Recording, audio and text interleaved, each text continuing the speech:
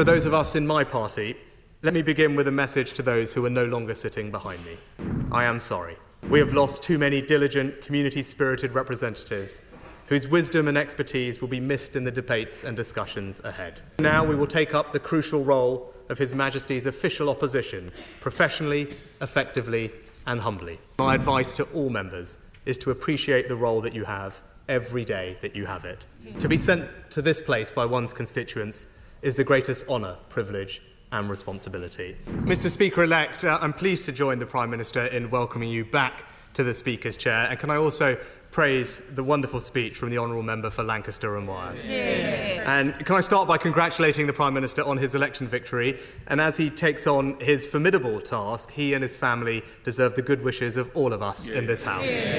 Now, in our politics, we can argue vigorously, as the Prime Minister and I did over the past 6 weeks, but still respect each other. And whatever disputes we may have in this Parliament, I know that everyone in this House will not lose sight of the fact that we are all motivated by our desire to serve our constituents, our country, and advance the principles that we honourably believe in.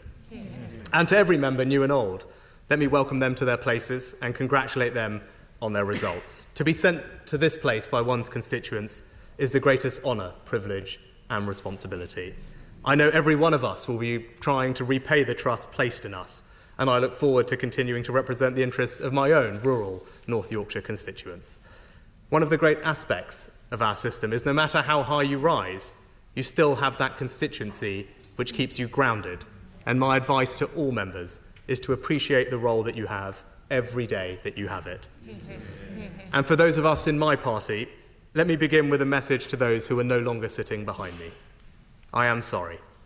We have lost too many diligent, community-spirited representatives whose wisdom and expertise will be missed in the debates and discussions ahead. It is important that after 14 years in government, the Conservative Party rebuilds. So now we will take up the crucial role of His Majesty's official opposition, professionally, effectively and humbly. And restoring trust begins by remembering that being here is an opportunity to do what those we serve expect of us. And in our case, that means holding the new government to account. Can I congratulate the Father of the House, the member for Gainsborough? My right honourable friend has given 41 years of remarkable, dedicated service to this House and his constituency. I know full well how ferociously my right honourable friend fights for the interests of his constituents, and I applaud him for that. My right honourable friend is also testament to the benefits of an early morning dip in the Serpentine. And members may be interested to note that the Bottomleys have also had a big influence on my right honourable friend's career. It was in 1974 that my right honourable friend ran against Arthur Bottomley in Middlesbrough in his first effort to enter this place. And today, he takes over from Sir Peter, who will be missed. And can I also congratulate the new mother of the House, the member for Hackney North and Stoke Newington. We have our differences on policy, but no one can deny the right honourable lady's important role in this House and the inspiration for so many young women of colour that she has provided. The right honourable lady is true in every sense of the word, a trailblazer. And can I join with you, Mr. Speaker-elect, to thank House staff for their hard work in welcoming our new colleagues to this House and their service over the coming Parliament. And finally, may I congratulate you, Mr. Speaker-elect. When you first ascended to the Speaker's chair, you did so with a healthy majority, and that was testament to your wide appeal and the confidence in which this House places in you and your judgments.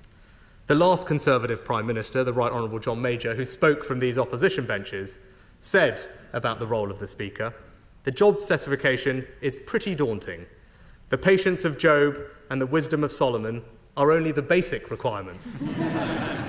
We demand also impartiality, independence and fairness." Well, Mr. Speaker-elect, you have shown over the past 4.5 years how to protect that careful balance.